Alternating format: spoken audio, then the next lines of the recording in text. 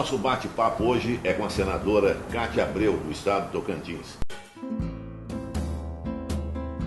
Ela tem a missão de cuidar dos super salários no Brasil. Um dos temas que mais provoca debates e, vamos dizer assim, crise em todos os estados e mesmo lá em Brasília. Ela é relatora da comissão do Senado que cuida dessa operação pente fino, né, senadora? Do extrateto. Em primeiro lugar, eu gostaria de aproveitar essa oportunidade para lhe cumprimentar, dizer que já dei muitas entrevistas durante a minha vida, durante a minha carreira, mas eu estou muito nervosa de estar falando com você, porque você eu conheço desde muitos anos na televisão. E agora nós estamos juntos aqui fazendo essa entrevista e para mim é uma honra e uma alegria ser entrevistada por você. Muito obrigada. Para nós também. Obrigado pela oportunidade, Jackson. Bom, essa demanda, esse desafio, ele já é antigo no Congresso, como várias matérias, né, que ninguém entende porque não se vota, mas ele não votou até hoje, então a população fica muito ansiosa e com razão. Essa matéria começou a ser tratada especificamente em 2012, 2013, no sentido de cortar os super salários, mas a legislação é muito antiga. Na Constituinte de 88, em 1988, nós já tratamos do tema no artigo 37, definindo com muita clareza que não é uma coisa normal na Constituição detalhar tanto. Em 2003, nada tinha sido feito, houve uma emenda constitucional que nós chamamos de 41, que veio detalhando mais ainda o que pode ganhar, até quanto, como tem que ser. E essa emenda constitucional 2003, ela ainda pediu uma regulamentação, da gente fazer uma listinha do que é salário, do que é o teto e do que é, de fato, benefício que não é contabilizado como salário. Bom, no meio do caminho, houveram algumas tratativas no Supremo Tribunal Federal e que trouxe certas dúvidas e confusões. Por exemplo, no CNJ, que é o Conselho Nacional da Justiça, tratou de uma resolução permitindo o efeito cascata, que aumentou o salário do Supremo Tribunal Federal, automaticamente aumenta dos estados. E isso trouxe um Deus nos acuda. Mas esse problema não é só no judiciário, não. Existe também no legislativo. Existe também no legislativo e no executivo. Então, o que ocorre? Na Constituição, ela trata exatamente dos percentuais que todo mundo pode ganhar de acordo com esse principal, que é o teto. E dos deputados e senadores e tudo mais. Mas é fundamental, constitucional, que isso só seja feito por lei. Então, se aumenta o salário em Brasília, só aumenta por lei, aprovado por deputados e senadores. Se os estados quiserem fazer a mesma coisa, eles têm que se submeter à Assembleia Legislativa, na Constituição está escrito, e aprovar os salários que estão sendo aumentados. Por que isso? Porque existe um orçamento do Estado. De repente, um governador é pego de surpresa com aumentos que ele não poderá dar. Esses altos salários, eles acontecem mais nos estados? Nós procuramos, no que diz respeito à não aprovação de lei, é só nos estados. Tudo é feito por portaria dos órgãos e decreto, sem a Assembleia Legislativa votar os aumentos. Por que estão fazendo isso se a Constituição diz que é obrigado a aprovar nas assembleias? Por conta de uma resolução no CNJ e que permitiu esse efeito cascata. A senhora fez reunião com ministros do Supremo, com gente do Conselho Nacional de Justiça, Tribunal de Contas da União. Isso afinou, vamos dizer assim, a linguagem dos poderes? Porque inicialmente, Jacques, começou uma conversa de que nós estávamos criando uma comissão no Senado, o presidente Renan Calheiros, para perseguir juiz.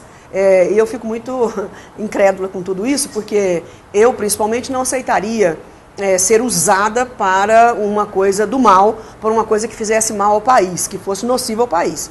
E eu aceitei a relatoria, quase que me coloquei à disposição para ser relatora, porque eu via nisso uma grande oportunidade de fazer uma correção e até de evitar injustiças. Então nós temos pessoas e instituições e órgãos cumprindo o teto e outros, ao seu bel prazer, descumprindo o teto. Então a Constituição é feita para todos os brasileiros. E isso traz uma revolta à população que toma conhecimento, isso é uma coisa natural, hoje tudo é transparente, e fica sabendo que tem um servidor público ou qualquer membro do poder público ganhando 100 mil, 150 mil, e isso traz uma indignação quando nós estamos vendo o desemprego e salário de 800 e poucos reais. Pela ideia do trabalho que a senhora desenvolve, pessoas que já estão ganhando, vamos dizer assim, salários extravagantes, não tem elas direito. Perderiam esse direito? Perderiam. A Constituição e a Emenda 41 é claríssima. Isso é um arbítrio. Isso foi uma exorbitância. Isso não é um direito. Teto é teto. Eu ouvi isso da ministra, presidente do Supremo Tribunal Federal e do Rodrigo Janot ontem. Teto é teto. Então, tudo que você perguntar que for de benefício transportado para o salário tem que estar dentro do teto. Você pode até ganhar, mas desde que não passe o teto. Na conversa que a senhora teve com essas altas autoridades aí dos três poderes, a senhora sente uma unidade desses poderes em busca de uma solução para esse extrateto? Foi ótima a sua pergunta, porque se nós quiséssemos fazer alguma coisa contra o judiciário, nós não teríamos ido conversar com o judiciário, com o procurador da República, com o presidente Michel Temer. Nós fomos pedir ajuda. Quem pede ajuda não quer briga. Então, nós fomos até eles dizendo que sem eles será impossível implementar a eliminação do extrateto, principalmente o Supremo Tribunal Federal, que tem o CNJ e tem uma responsabilidade muito importante. Por que nós somos no Ministério Público Federal, apesar de não ser um poder instituído, e sim um órgão do Poder Executivo? Porque o Ministério Público Federal pode nos ajudar nessa fiscalização e exigir o cumprimento dessas novas regras, assim como o TCU também não é um poder, mas nós iremos lá agora essa semana, apesar de que o presidente do TCU, ministro Haroldo Cedrais, já se colocou à disposição do Renan Calheiros para ajudar a comissão totalmente, então nós sentimos em todos braços abertos. A ministra Carmen Lúcia nos recebeu a meu pedido, em nome da comissão, mas ela convidou os presidentes de todos os outros tribunais superiores. Estava lá o presidente do TSE, que é o Gilmar Mendes, estava o presidente do Tribunal Militar, estava Ives Gandra Filho, que é o presidente do Superior Tribunal do Trabalho, e estava Laurita, que é goiana, que é a nossa ministra-presidente do STJ. E foi unanimidade. Vamos acabar com essa excrescência. Vamos acabar com esses benefícios. Tem um prazo para acabar isso? Tem um prazo político. Nós estamos determinados a votar no Senado, na comissão e no plenário, antes do recesso parlamentar, que é dia 18 de dezembro. Depois da aprovação do Senado, como é que seria o passo? Vai para a Câmara. Aí a bola fica com a Câmara para aprovar o que nós fizemos. Com mudanças ou não. A senhora teve com o presidente também, né? Com o presidente Temer. Com o presidente Depois Temer. da Câmara, chega ao presidente para sanção? Sanção, chega. Então aprova no Senado, aprova na Câmara e depois vai para a sanção presidencial. O presidente Michel Temer também na reunião se colocou totalmente favorável e pediu a nós, o que você perguntou no início, que esse efeito cascata não fosse só para o judiciário, mas também para o executivo, porque ele se vê em momentos de dificuldade de não poder dar o aumento e esse efeito cascata é nocivo. Então nós vamos, para isso, atendê-lo, não basta apenas aquela aprovação da resolução do CNJ. Tem uma PEC, que é um projeto de emenda constitucional da senadora Gleisi Hoffmann, e esse projeto está em tramitação, nós aprovaremos no Senado, depois enviaremos para a Câmara, que aí resolve em todos os estados. Em todos os poderes. Dá para fazer uma estimativa de economia do que seria isso? Ainda não temos tudo, mas o objetivo final é mostrar para o Brasil o que vai resultar de economia. No Senado, eu tenho ainda as coisas parceladas. No Senado, o Renan implementou isso, o presidente Renan, em 2013. Fizemos o dever de casa no Senado. E nós economizamos em 3 anos 46 milhões de reais. A Câmara fez no ano seguinte. Só em 2016, a Câmara economizou 96 milhões de reais. Se somarmos 2016, Câmara e Senado, dá 144 milhões de reais. Isso dão alguns milhões de salários mínimos se nós tivéssemos que dividir e transformar. O Executivo, o Ministério do Planejamento, nos informou ontem, sob determinação do presidente Michel Temer, que de 2011 a 2016, já houve uma economia de 426 milhões de reais. Então, nós vamos passar de bilhões de reais de economia apenas cumprindo a lei e a Constituição. Vamos retroceder um pouco agora no nosso bate-papo e falar da sua ótima relação que a senhora teve com a ex-presidente Dilma. Como é que nasceu essa boa relação da senhora com a ex-presidente? Olha, foi uma coisa muito inusitada e bastante curiosa, porque nós conhecemos a história da presidente Dilma, sabemos que a sua origem é uma origem da esquerda e eu sou uma liberal, toda a vida fui, desde muito moça, muito jovem, sempre fui muito liberal.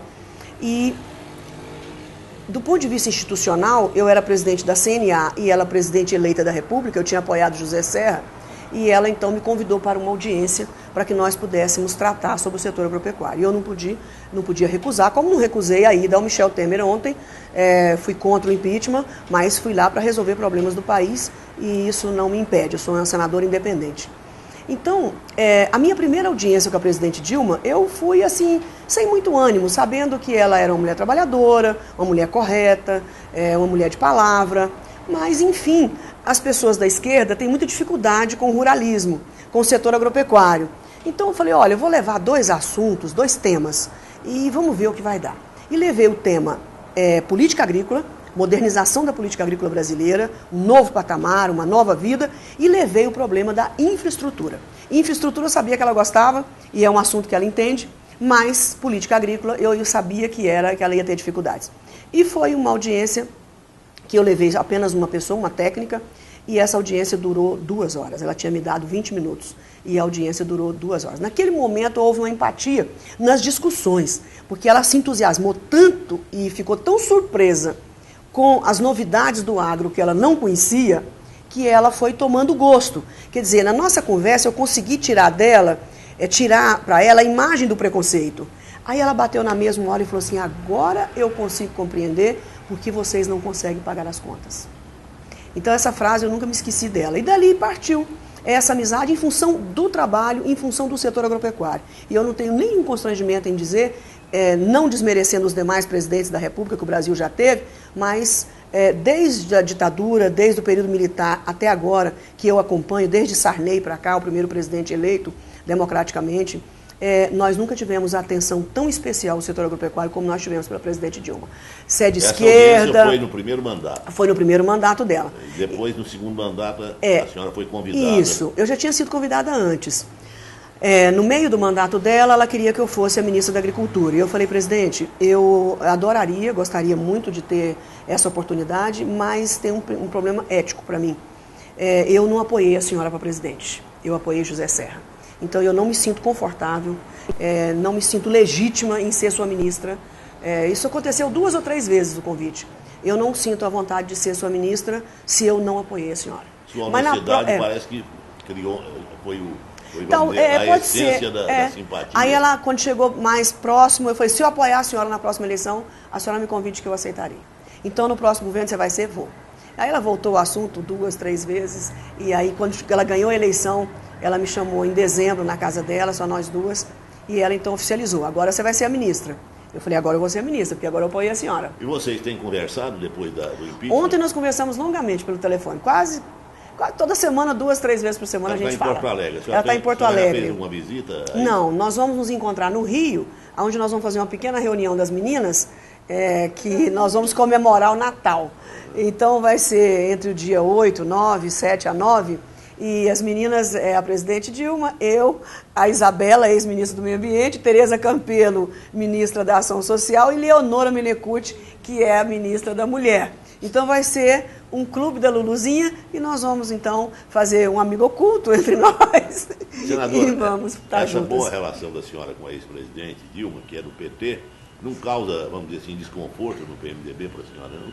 Não, porque todos eles também eram amigos da presidente Dilma, foram vice-presidente dela 2 vezes, foram no primeiro governo, gostaram tanto, acharam tão bom, que quiseram ser vice-presidente dela de novo. Então não há do que se reclamar. Aliás, os senadores do PMDB têm uma ótima relação com a presidente, têm uma afinidade muito grande com ela. E tiveram muita dificuldade no impeachment. O próximo passo político da senadora seria o governo do Tocantins? Olha, nós temos que avaliar, né? Isso não pode ser, ninguém é candidato de si, né? Então, mas o desejo político existe? Existe. Eu acho que todo político do seu estado tem desejo de um dia governar o seu estado. Acho que é um privilégio. Então vamos aguardar as coisas, vamos aguardar o andar da carruagem. Se as pessoas sinalizarem uma possibilidade, tudo pode ser possível. Senadora, muito obrigado pela eu que agradeço. Viu? Foi ótimo ter sido entrevistado por você, viu? Muito obrigado. Foi uma grande alegria.